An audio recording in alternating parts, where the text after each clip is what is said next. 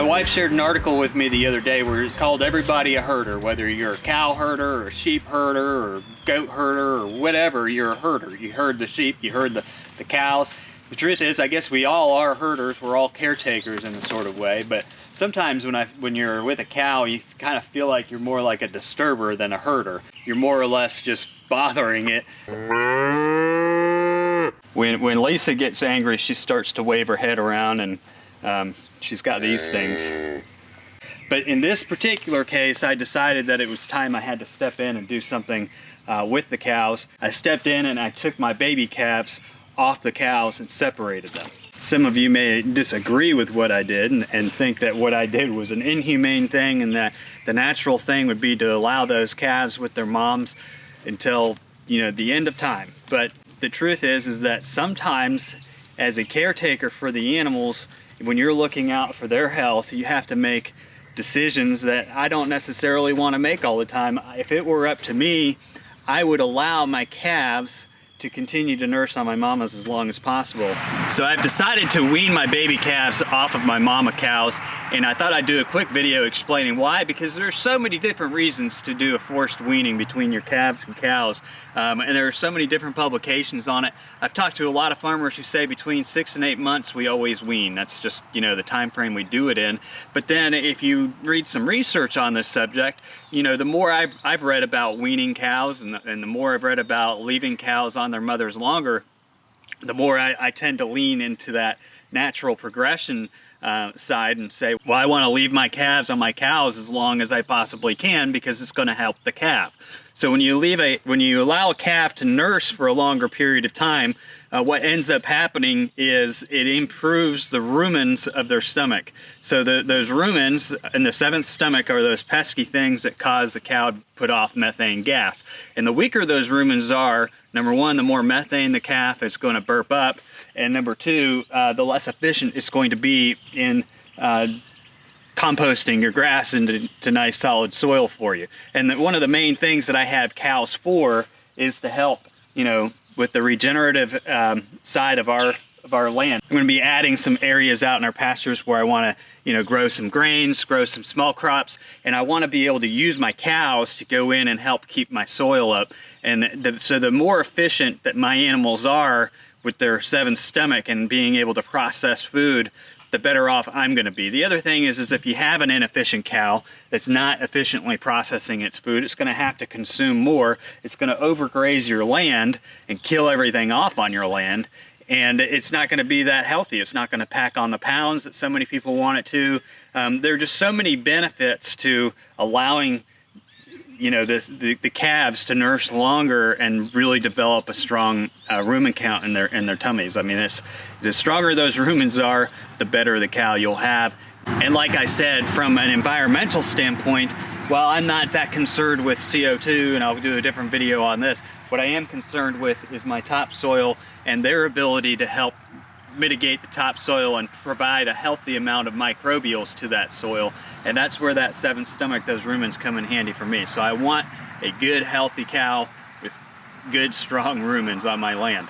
And another benefit to allowing the calf to stay on the cow longer is that if you're going into winter months, you know, it becomes a lot harder for the farmer to generate food for their cows and calves. You see a lot of farmers sell off their cows as they go into the winter months for that reason. They sell off their calves.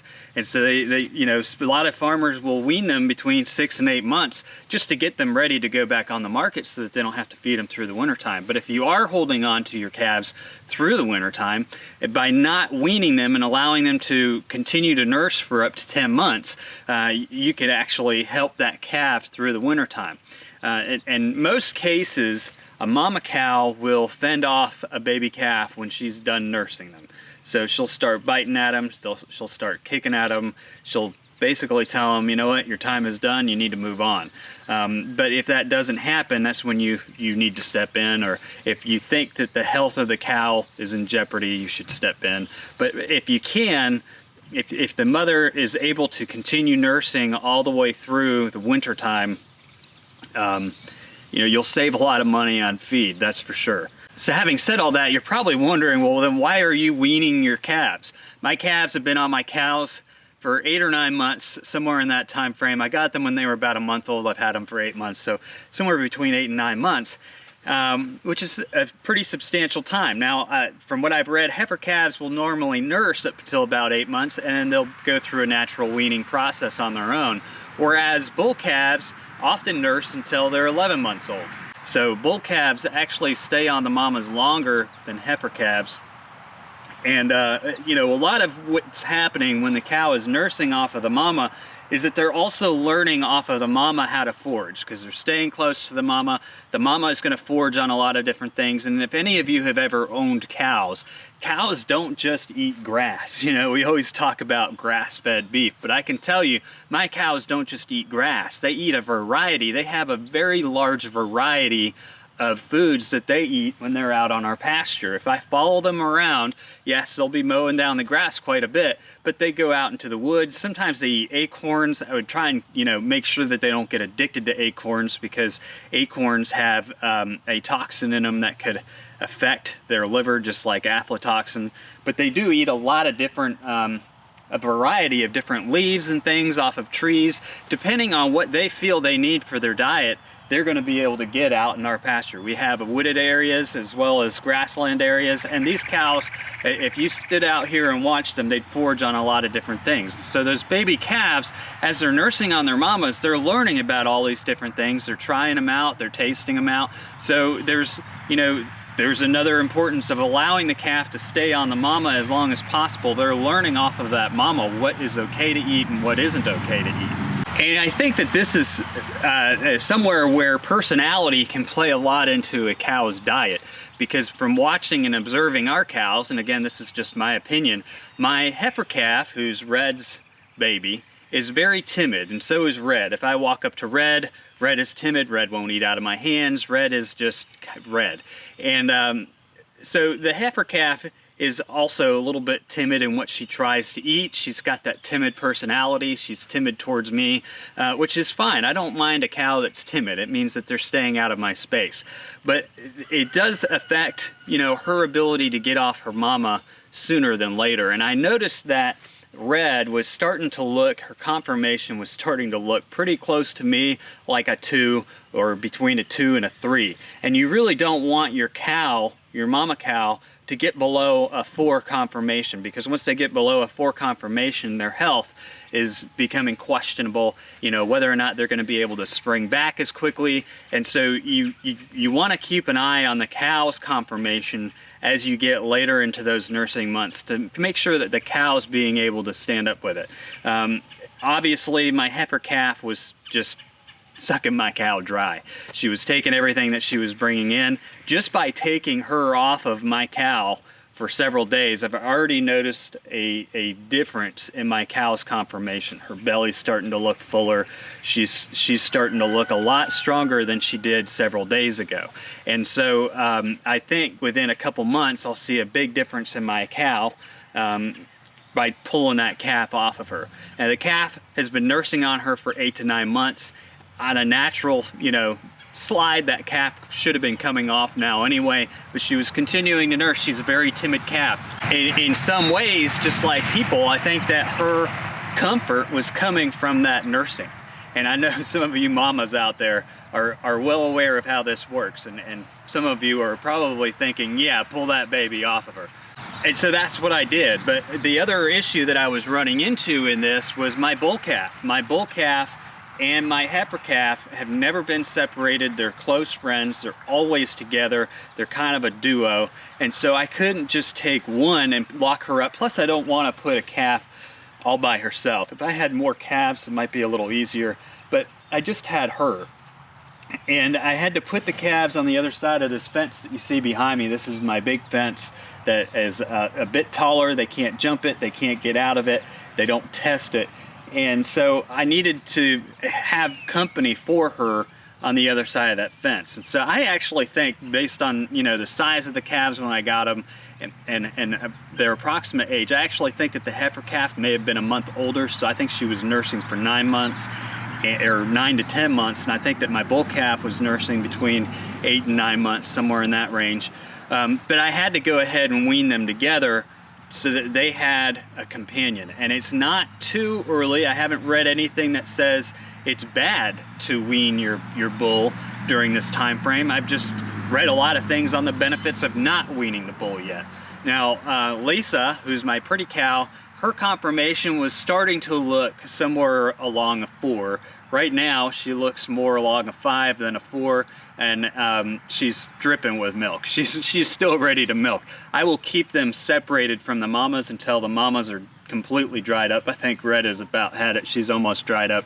But Lisa has still got, you know, a little bit of time on her, and the baby calves are still looking for food from their mamas. So the weaning process could take me a week. I don't know. You know, some people say it only takes 3 or 4 days, but I think it could take me, you know, a week at least to get them completely weaned off of them. My bull calf is a little more, he's a little more out there. He's willing to try new things. He'll go and graze. He'll eat just about anything. It's created a bit of a challenge in separating him from my mama cows because his personality is very forthcoming. So when he wanted to feed off of his mama, what he would do is walk up to her and start pushing her with his head around until he could get underneath to get the milk. And now that I've removed the mama cow from the situation, he's taken that behavior up with me. And he's a lot bigger than I am. He could easily toss me. He's almost done it a couple times since I've done this out into and when I'm walking around out checking on their area. So I have to keep my eyes on him. He doesn't understand personal space, which isn't necessarily a good thing for a bull. I've been debating on what to do with him because when we first got him, he was very shy, very skittish, and he took that out by, you know, prancing around and acting like he was going to charge you. Of course, he was just a little calf, and I laughed at him. Now that he's a larger calf, he's a little more confident in himself. He's confident enough to invade your space, and so now I need to kind of knock that behavior trait out of him. And so that's one of the things while they are separated from the mama cows that I'm going to start working on with him, is getting him to respect my personal space. If I have to use a flag or whatever it is to get him to stay out of my personal space, right now he's not getting it. If he doesn't get it and he continues to grow, which obviously he's going to continue to grow, that's going to cause a few problems for he and I. So I'm trying to avoid that by handling him the best way I possibly can. But again, with bull calves, you can leave them on the mama, and it's suggested to leave them on the mama up to 11 months. And like I said, you could read, there's tons of different articles on this. It's all a matter of opinion.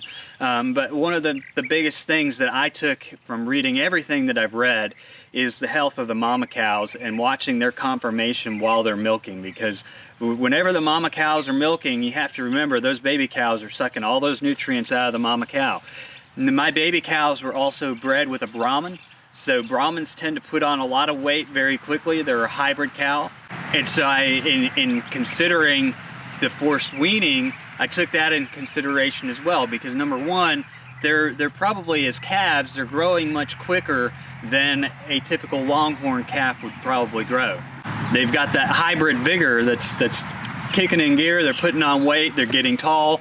They're getting lanky. They're starting to grow very quickly, and so they're taking probably more milk from my mama cows than my mama cows have to even give them. Number two, their hybrid vigor is going to help them during the weaning process. These cows mixed with Brahman, they can eat just about anything. They eat like goats, and so allowing them to kind of start to forage on their own, find their own food sources, is a good thing. I do feed them some grains, especially right now within the first few days of weaning them. I want to make sure that they're staying healthy as they figure out more about foraging on their own. But they can do it. They've got plenty of grass in the area that they're in. They've got plenty of things to eat on, and I've been watching them to see what they choose to eat, what they're staying away from, and just monitoring everything that they're doing. But they do have that hybrid vigor, which tells me that they're going to succeed even if I pull them off of that mama cow. If I had some Brahman mamas, I would not be standing out here with these two longhorns right now with their babies on the other side of that fence. I can tell you that, because Brahma mamas are very good mamas. They take very good care of their cows, and I wouldn't have been able to separate them as easily as I could from these longhorns. But even though I would say these guys, they're pretty docile cows. They've been staying up near these cows as much as they possibly can. I have put their water source further away so that they have to travel away from my calves to get to water and things. They have open access to it, and I watch them. They go back and forth. It's not a bad thing. What I'm trying to do is help them distance themselves from the calves a bit, and lose a little bit of interest in the calves as time goes by. Right now they're up here because I'm up here and they see me as a food source, and that's pretty much it. When I walk away, they will go out into the field and graze, and they'll show a little less interest in the calves. The first day or so they didn't really leave the fence line, but now they're starting to wander off, and that's the behavior that I want to see from the mama cows. I want them to appreciate being part of the other calves, part of the herd, but I also want them to show some independence from the calves. As far as the calves go, again, I'm waiting on the mamas to dry up completely, and I'm waiting for the calves to show me that they're more interested in grass and leaves and other food than they are in what their mamas have to offer them.